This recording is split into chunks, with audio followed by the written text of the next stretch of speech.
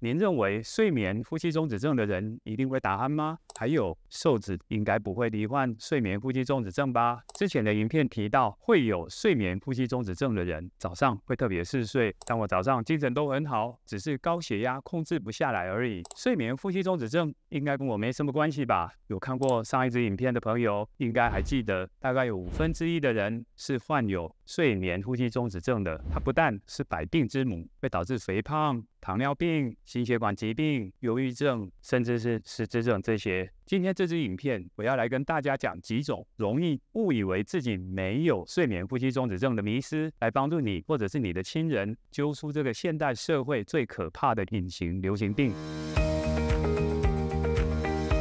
您好，欢迎回到元气医生频道，我是刘文德医师。我会在这里分享许多有关呼吸和睡眠的科学方法，来帮助大家呼吸顺畅，睡得更好。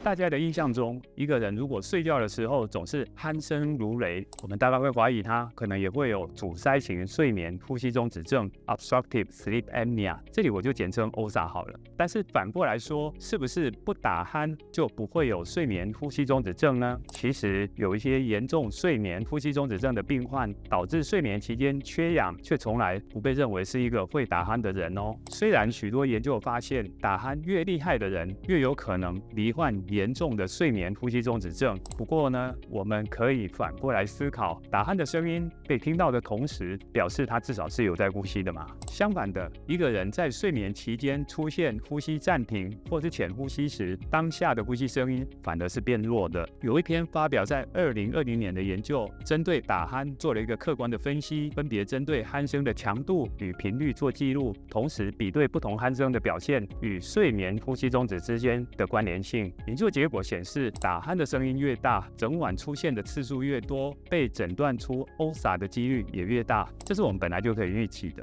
不过有趣的是同样被诊断为睡眠呼吸中止症的病患，如果我们用40分贝当做一个临界点，大约有1/4的 OSA 病患，一整个晚上呢，其实只有1/10的睡眠期间是会打鼾的，而且超过一半的 OSA 病患呢，他们也只有在30%以下的睡眠期间是会打鼾。如果以打鼾当作判断有没有 OSA 的依据，就很容易会成为漏网之鱼。而那些没有打鼾的睡眠呼吸中止事件，就是在相对安静的睡眠中，病患在呼吸暂停一段时间后，就会忽然大口吸气。即使家人有观察到这样的症状，常常也会以为病患只是在睡梦中做个深呼吸，就不会太在意。你可能有听说，只有胖子才会有睡眠呼吸中止症，其实这不一定正确哦。首先，有些人的喉咙结构是比较特殊的，像是扁桃腺太大或者是舌头比较厚，那这就会让我们的喉咙变窄，容易堵住。这跟体重其实没有直接关系。其次，虽然瘦子整体看起来没有很多肉，但是脖子或者是下巴处还是可能有一些赘肉，加上睡眠时肌肉全部都是松弛的，这些赘肉也会向内挤压，让上呼吸道更加狭窄。万一同时也有使用镇静剂等药物，更会降低肌肉的紧张度，这也会跟体重没有直接关系。再来，如果他们因为从小呼吸跟饮食的习惯不正确，导致我们的下巴后缩，口腔的空间变得狭小，没有足够的空间可以放置舌头，这也容易导致 OSA。还有，如果家里有人患有睡眠呼吸中止症，那么其他家族成员也比较容易得到这个病，这可能跟遗传有关，跟体重也没有直接关系。我们的睡眠中心也统计过睡眠检查病患的数据，发现中度以上的 OSA 病患有高达29%，也就是几乎1/3的人，他们的 BMI 是24以下，并没有过重的问题。许多失眠的人背后的元凶其实是睡眠呼吸中止症哦，也就是长期的睡眠呼吸中止症所引发失眠的问题。现在医学上针对两者同时出现的情况，有一个比较专业的名词：失眠与呼吸中止共病 （COMISA, Comorbid Insomnia and Obstructive Sleep Apnea）。这也是最近睡眠医学越来越重视的问题，认为睡眠呼吸中止与失眠是一种共病的现象。早在2013年就有人统计，寻求失眠评估的人群中 ，OSA 的盛行率会落在7%到69%之间。而2019年的一篇研究则指出，在睡眠呼吸中止症病患中，失眠的发病率介于18%到42%之间。多数 OSA 病患一开始并不是以失眠来表现，在这个时期，他们睡眠期间的呼吸障碍事件，包括呼吸暂停 （apnea） 或是浅呼吸 （hypopnea） 发生的时候，经常需要透过觉醒 （arousal） 来提高上呼吸道的肌肉张力，打开呼吸道以恢复呼吸。由于觉醒的时间很短暂，所以病患并不会记得自己有醒过来，只是会因为睡眠片段化而感到睡不饱，出现白天嗜睡、容易疲劳的现象。尤其在睡眠初期的5到10年，大多数的病患并不会注意到睡眠期间呼吸出了问题，而是以为工作或者生活上的压力造成的。这个时候的睡眠不足会让病患只要有机会睡觉就可以倒头就睡，更容易会忽略掉潜在的睡眠呼吸障碍。当情况越来越严重时，经常睡眠不足与夜间觉醒的现象会逐渐升高自律神经的亢奋性，交感神经常常处于兴奋的状态，再加上长期睡眠中断导致的精神紧张与焦虑，最后就真的出现失眠。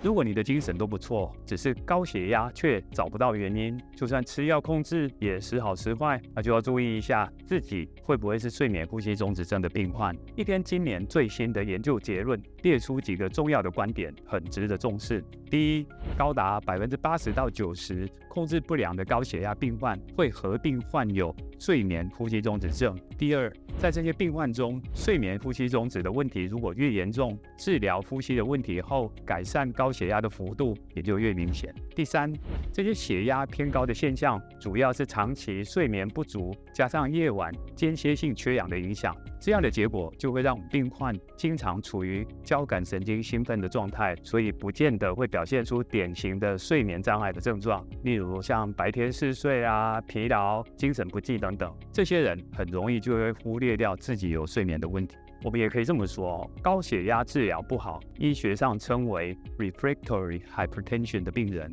交感神经长期处于兴奋的状态，本身就会让病患保持较高的警觉度，不容易出现白天嗜睡的现象，看起来也能够有相对正常的工作表现。加上血压偏高，本来就不会有明显的症状，因此这样的病患，除非直接去做睡眠方面的检查，或者睡眠呼吸得到改善后，才会很惊讶的发现，原来这种难治的高血压是可以改善的。总之，如果你或者是你的亲友本身就是高血压的病患，只要血压控制的不太理想，一定要尽早积极评估睡眠呼吸障碍的可能性。一旦确诊，就要赶紧治疗改善，以预防高血压带来的诸多心血管疾病，像是中风啊、心脏病等等。以下我再列出一些大家可能会意想不到的睡眠呼吸中止症患者，他们并没有典型的症状，也不太会打鼾，来让大家参考一下。第一类，中枢型睡眠呼吸中止症的患者，这类患者的呼吸中止是因为大脑的调控出了问题，比较不会有呼吸道阻塞的情况，也就不会打鼾。第二类，女性患者，研究显示，女性睡眠呼吸中止症患者的打鼾比例较男性低，原因可能与上呼吸道结构差异有关。第三类，非肥胖体型的患者，如影片稍早的说明。第四类，上呼吸道的阻塞位置偏往舌根的患者，如果阻塞主要是在舌根处，也不太会产生明显的打鼾声。第五类，病情轻微的患者，呼吸中断次数或者持续时间较短的患者，比较不容易打鼾，也不容易被发觉。因此，即使不打鼾，身材也没有过重，也不要认定自己一定不会有睡眠呼吸的问题哦。再次强调，大概有1/5的人患有睡眠呼吸中止症，所以只要出现睡眠呼吸中止的症状，像是被发现睡眠中呼吸停顿、日间头痛、嗜睡等等，就要进一步接受检查。